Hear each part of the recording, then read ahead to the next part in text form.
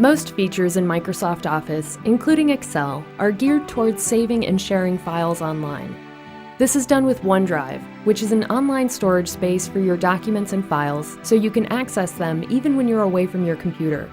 If you want to use OneDrive, make sure you're logged into Excel with your Microsoft account.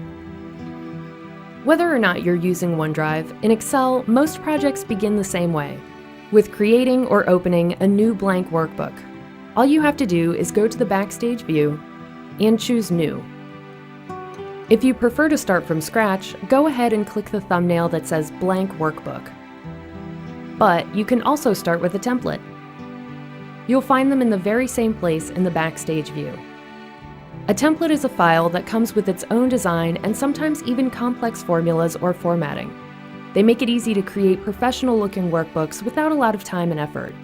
You can browse the ones you see here, or search for something specific. If you see a template you like, just click to view a preview.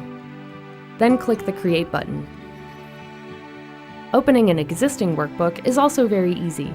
Again, you'll want to go to the Backstage view, but this time, click Open in the left pane. If the workbook you're looking for is something you've worked on recently, it might be listed under Recent Workbooks. In fact, you can pin certain workbooks here, so you always have access to your most frequently used files. All you have to do is move your cursor over the file, then click the Push Pin icon. To unpin it, click the icon again. You can pin as many workbooks as you want.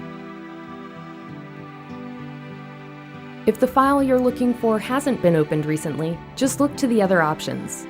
For example, under OneDrive, you can access files that are saved online to your OneDrive account.